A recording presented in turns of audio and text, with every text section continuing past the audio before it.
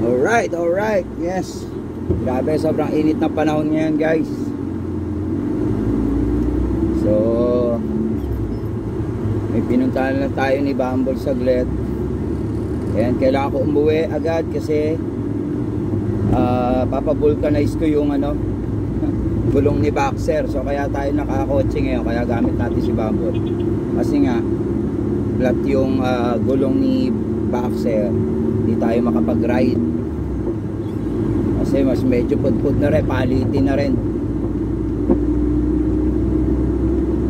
So yan, sana gumana yung aircon ni Bumble para kahit mabawasan. Yan, anyway guys, total nagbibideo lang din ako ngayon. Siguro pag-usapan natin yung medyo wala lang, simpleng topic lang. Kasi one time sa grupo ng mga banda namin, parang may na-observe ako na parang may konting mga hassles o issues. So yung issue na yon, yung tinatawag na tampo, guys, no? Siguro alam nyo naman yon, no? Yung iba kasi talagang minsan tampororot eh. Pero para sa akin, ganito yan, lahat ng bagay na hindi natin napapagkasunduan, lahat ng bagay na hindi natin nagkakaintindihan, huwag tayo basta-basta magtatampo. Kasi yung tampo, makakasira yan ng samahan ng grupo, ng magkakaibigan, ng magkakarelasyon. Yung sasabihin mo na baka ganun, baka ayaw niya na, baka hindi niya gusto. Yan, iwasan natin yung mga ganyang salita na baka. Yan. Kasi hindi naman tayo mga psychic. Hindi naman, yung akala natin baka ayaw niya. Ay nako, baka hindi niya trip.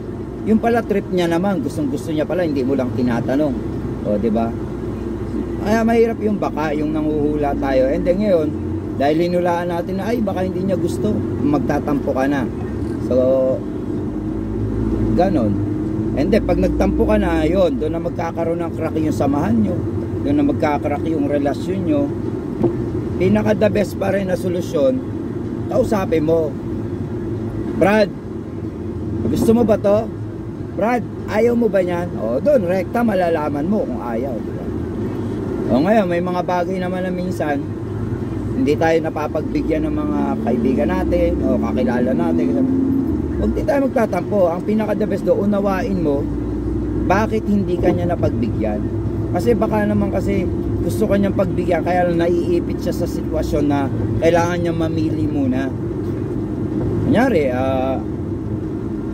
Kunyari may hinihingi kang pabor sa tropa mo, hindi ka napagbigyan, tapos magtatampo ka na agad. Hindi mo alam, kaya ka pala niya tinanggihan, may mas kailangan siyang gawin eh. Excuse me, mas may kailangan siyang gawin na tingin niya, mas kagyat niyang gawin, kaya kanya natanggihan. Kasi sino ba naman gustong tumanggi sa atin, lalo na pag kailangan natin ng tulong, di ba? Kaya para sa akin, so ang topic natin yung tampo, guys. Yung tampo, wala lang yan, maliit na bagay lang yan. Kailangan yung tampo, pinag-uusapan yan. Pare, ba't ka ba nagtatampo sa akin? Pre, sis, ba't ka ba nagtatampo sa akin? Ano ba nagawa ko? And then malalaman mo kung ano yung pagkakamali mo.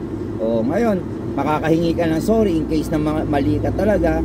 Kung misunderstanding naman, malilinaw mo yung mga bagay-bagay na hindi niya naiintindihan o hindi naiintindihan ng grupo nyo. Ngayon, once naging malinaw na yon, maayos na yung lahat, di ba? So yung tampo, mawala na yon. Kaya para sa akin, pinag-uusapan lagi yan. And hindi kayo magkaibigan kung hindi kayo nag-uusap ng heart to heart. Alam mo yon, mahirap yung ay baka hindi niya na ako trip ka sa, ay baka nagtatampo na rin siya sa akin. Alam mo yung mga ganung mga yung baka. Hindi po tayo mga psychic, mga sir, hindi tayo psychic, no? Even though may nararamdaman tayo kakaiba, pinaka the best pa rin mag-usap, tanungin. Di ba? Pare, ano ba ang tampo mo sa akin? Ikaw naman, para ka naman bata eh. Hindi na tayo mga bata eh. Dapat pinag-uusapan na natin lagi na maayos yan. Yung mga bagay na ganyan. Ayun, yun lang yung sa akin. Total, ito yung bagong segment natin eh. Parang drive usapan. Kaya lang minsan di ko kaya mag-video kapag nakamotor. Medyo talagang ano ako doon, drive safe ako pag nakamotor, medyo risky talaga yun eh. Kaya siguro sa kotse na lang, every time magdadrive ako ng kotse, makakagawa ako ng content na ganito. Ayun lang. Kaya lang, since mahal ang gasolina, nagtatampo ko sa mga gasolinahan. Mamamahal nila. Alam nyo problema dyan? Kaya nagtatampo ko sa gasolinahan. Kasi hindi ko naman nakakausap yung mga may-ari noon. Paano ko nag-uusap? And anyway guys, joke lang yon. And maraming salamat. And siguro dito ko natatapusin yung kwentuhan natin. And send kayo ng mga ano, ng mga topics na tingin nyo pwede natin pag-usapan.